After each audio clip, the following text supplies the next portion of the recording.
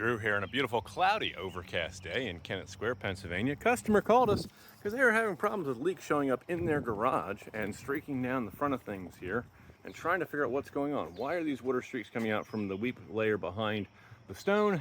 And why do they have a big giant leak inside the garage where this kind of roof to wall interface meets? So the customer was showing me some of the water that had come into the garage, and you got a laminated beam here. Still feels solid. I mean, the glue in there kind of helps give that some level of measure of protection. They've scabbed on a spacer on the bottom of this, and that's taken a little bit of damage. And that's our post from up top. And you can see the subfloors getting a little wet and squishy up there. So we look at like, where's the water coming in? Well, it seemed like we have a lot of it coming in between these two beams, which is up against the house. And we got some here up against the house. So I'm guessing underneath that door could be a problem. We don't think it's a problem with the way the deck is set up because that is a continuous, got a 3-inch lip all the way around. And where the water stand's coming from, we think it has something to do with this corner post. But the first thing we find as we're taking this apart is there is not any kind of a piece of metal coming off this corner where all the J-channel is to put water on top of this piece of siding nail fin. And that's just the first thing that we found. We're gonna keep tearing this apart, see what we come up with. That's next in this edition of Forever Home. Here we go. Okay, second thing we notice as we take this apart, they've got some spacers here just to hold the bottom edge of the siding sticking out nice. That's beautiful, good. We'll take them out of the way. And then we get down here, and we've got a piece of J-channel right in the corner pocket. This one dives underneath of it here, so maybe there's a little bit of water getting out. House wrap is behind the J-channel. Hopefully it's on top of a piece of metal here that kicks this water. You know, water comes down the face of this. If it gets behind here, that's coming on top of this. We're gonna take this J-channel off and find out. All right, so we came up here on the little deck alcove place, and we've taken apart stuff in the front. Didn't find anything amazing, but we noticed that there could be water getting in here. We want to see that. Customer alerted us that this lumber back here, the plywood sheathing, has all just been destroyed. Every one of these nails across the bottom here is rusty, and even the nails that were underneath the edge. Now, it looks like they took ice and water shield, and maybe they lapped that over the top of this wall, but somehow water is still getting in here and back here. And is it blowing under the front up this steep incline? I mean, possible, not likely, but possible. Or is it somehow getting down here and running across? So we're starting the process of taking down the siding here so I can get down to this spot. And I'm already noticing that we got rusty nails at this location. That tells us that somewhere water is getting behind the siding up top there. So we're still looking for a smoking gun. We got this tore all the way down. This was underneath that correctly. And then at the bottom, it just kind of funnels water this way. So where's that water go? Well, you can kind of see back here, there's a gap at the back of this piece of metal. So water could be flowing back there, but it almost looks like that just drops into a channel. And then I can stick my finger up in here, and I suspect that that's just a throughput down to the bottom. So I'm not too concerned about that. So now we've got this joint, and is that sealed correctly? Get this piece of flashing, and I don't know what's going on above. So we're really back up here to try to figuring out what's going on in this spot. The other thing here that I'm not thrilled about is that the house wrap is behind that piece of flashing that comes down, the Z flashing that comes out over this strip cap. And in theory, that house wrap should be out in front of this. Now maybe it goes down and gets in front of whatever's here underneath, but I don't have any way to see that, and I don't have any weep holes to allow water that gets back there to get out. So that's not happy and exciting, but this wood feels solid. Even though I'm seeing lots of rusty nails, this piece of metal that comes down just goes underneath and doesn't have a lip back up to protect water from getting underneath this edge. So I wonder if it's just coming here and going under. And then this, water's obviously getting in, above here or up high or coming across and getting down somewhere. So how is that water getting to this side of things? That's a whole nother question that we had to figure out. So we've gotten everything apart, and any water that winds up down in here definitely has a way to get onto this piece of flashing tape that's here. And they've got some ice and water shield and some flashing tape. And it looks like they did some kind of fiberglass, epoxy, something between the post and the deck interface. And in modern day, we'd use something called a fluid applied. But then they ran the ice and water shield across, up the backside, across, over, and down. But this whole front edge here is cracked out. Vinyl has a high rate of expansion and contraction, so that movement may be what caused this to tear. Or they folded it and they put the fold there, and the fold just didn't take the abuse. And then all the water came down this front edge here and just funneled right in. And then you get down here further and you've got another crack in here, and obviously water's been getting in. Somebody took their razor knife and inadvertently put some marks in here, so it was water getting around this post and coming across. How did we get water damage way out here in the middle? You know, has it just been leaking, or did it somehow get under this and then run across there? Not really sure, but what we are going to do now that we've gotten the railings off of both sides here is probably tear down the top and the face of this wall, see what we can figure out as far as getting, you know, lumber replaced that needs to be replaced. We got to be careful on the outside because they do have the stone front out there, and we don't want to get into messing with that. But can we take apart some more of this PVC product and get in here and replace a couple things, and then when we go to put it back together, maybe we bring a piece of flashing, piece of metal, continuous flashing out and about an inch onto this, and then fluid applied flashing that to the wood here. We've got to find some way to waterproof this thing. And then the other piece that I kind of really want to do is create a shield in here, a U-shaped piece of metal, so any water that comes down this wall has to go out the front, has to go out the back, can't get trapped in this little pool here, so that we can rely on gravity to help take things down this. We're gonna take that side apart too and just investigate and make sure no water's been getting back there. And we probably should do that early to see if that influences how we make this repair over here. So I think high likelihood, a big part of the smoking gun here is all the water that's being dumped coming down in this piece of J-channel here and down the pocket. It's getting forced out in this general region, and we've got this gaping hole right here at the front edge where that water runs over the front and can go right down behind this, and that coincides nicely with the water staining on the front of the garage down there and where the beam is inside. So I think right there is our smoking gun where the water's been getting in, and yes, water's getting in across the rest of this too, and we can see where that's just, you know, disintegrated now. But the lion's share of it was probably right over here because of all the water coming out of this pocket and winding up there. That's my guess.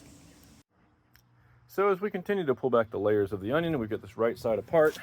This face feels pretty solid, although we do have a number of rusty nails, which causes me some concern. This piece of tape really wasn't doing a whole lot, and as we start to peel that back, we can see we got a little bit of water damage up here. It may not be so far gone that we have to replace it, but we definitely need to address and solve that, figure out why it's coming in and stop it. All right, so this is soft all the way out to here. I mean, we got 3 feet out of that corner where the water's just been making its way across and soaking through. And then over here, we've got this side torn apart, and our problem we noticed downstairs was over here, but we've got, you know, soft, squishy,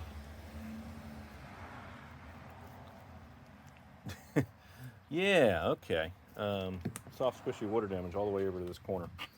So is it also getting in over here? How's it getting underneath the ice and water shield? Well, this is the first time I've had a situation where I can't tell you exactly where it's coming in because it's coming in everywhere. This piece of metal, which was behind this piece of AZAC, which had a drip cap on it, which had ice and water shield over it, is absolutely soaked. So water was getting behind in here, probably from the top, probably from here.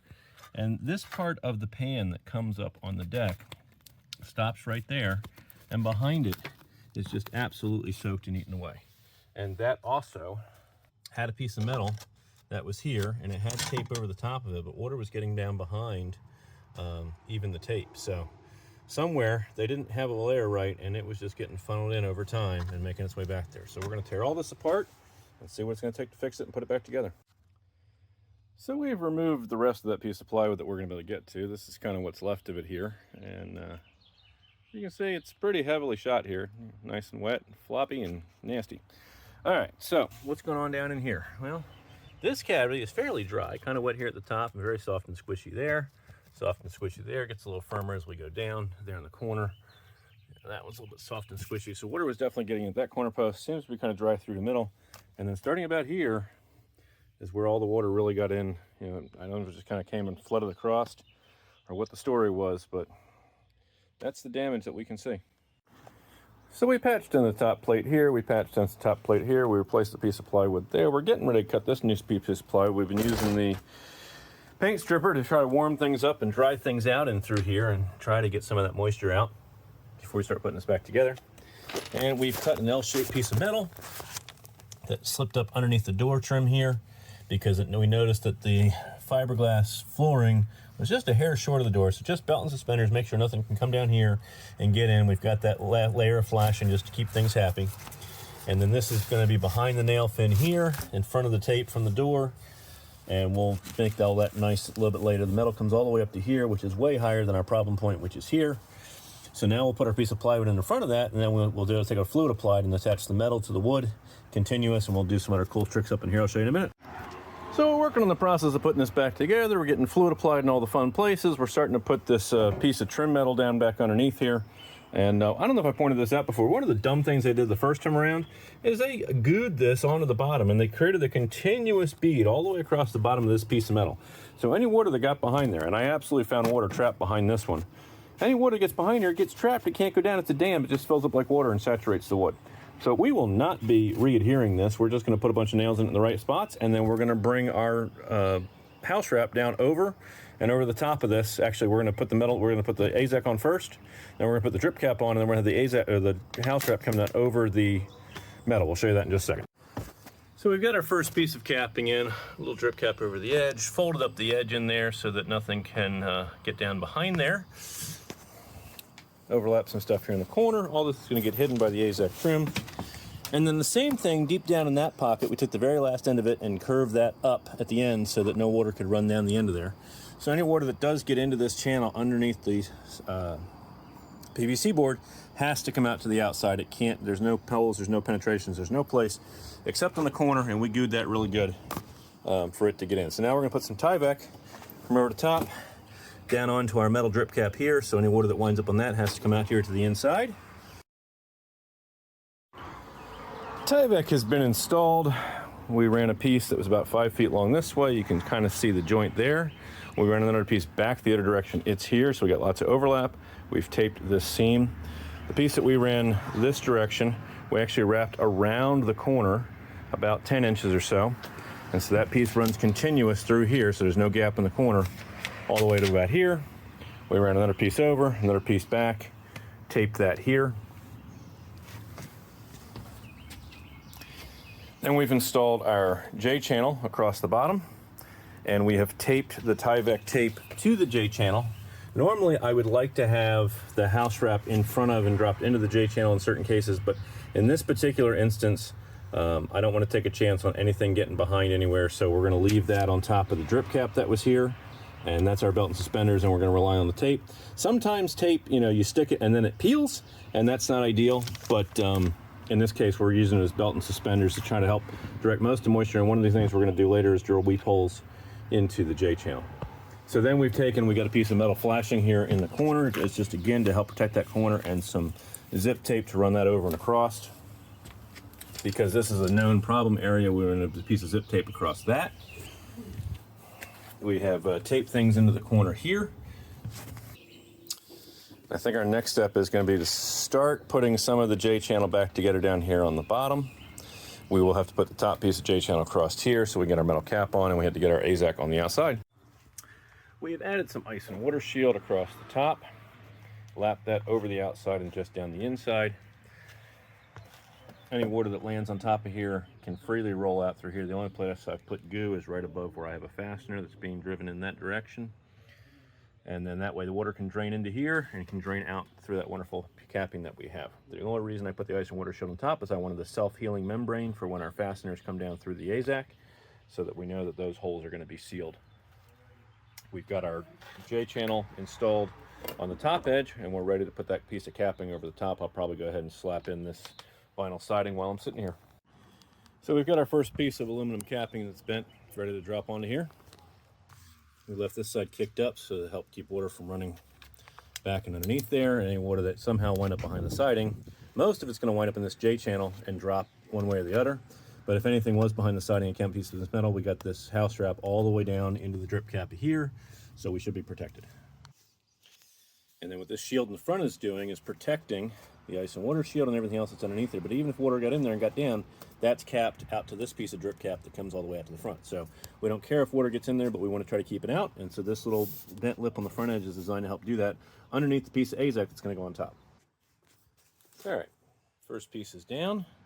And we'll have to get creative to make this front corner look pretty, but again, it's gonna be covered by that piece of AZAC, so not too super worried about it. Just needs to be decent looking. So we got our drip cap installed. I'm not sure if you can see the detail in there where that runs underneath the other piece of drip cap and partway up the wall. And we got a little gap here where you can see pink. We'll fill that with something. I may do another piece of metal there, we'll find out. And we got this wrapped around and stapled on. And the drip cap comes down just over the piece of J-channel a little bit on the inside here. Ready for the next step? All right, we've got the AZAC fastened back down nice and tight. And any water, there's no way water is really blowing up underneath this lip here, and on top of here is metal, so we are very fully protected now. We got creative over here, and I did some fancy flashing wrapping. Piece of metal comes down, across, and back up, so any water that winds up in this pocket either has to go forward or backwards into this J pocket in the back, or out underneath the front, and we're going to adjust the front edge of this to make sure we allow water to get out there. Wrap it around the side and pinned it, put a little goo in that corner. Water that comes down in this pocket is going to get sent to the outside. We'll fill this with adhesive goo, probably the same fluid applied flashing we're using here instead of just regular silicone. And I'll probably throw some white quad down in here just to fill that void as well. So we have the siding reinstalled here. We have siding reinstalled on the face. We have taken our fluid applied flashing, fluid applied liquid flash, and put that in all of our corners here. Ready to set our post back on top. If we can solve a problem for you, there's nothing our team doesn't do. Roofing, siding, windows, doors, decks, gutters, and drainage, kitchens, bathrooms, basements, plumbing, electrical, drywall, spackle, paint. Take a picture of what's bugging you. Go to our website, copebuilt.com. Fill out that contact us form. We'll send you instructions on how to upload those pictures. And we'll start working on getting together a proposal for your project. Remember, we're finished with it. You're going to be proud to say it's not just done. It was Cope Built. Cope Construction is a Pennsylvania home improvement number 88078. We'll catch you guys on the next edition of Forever Home. Bye for now.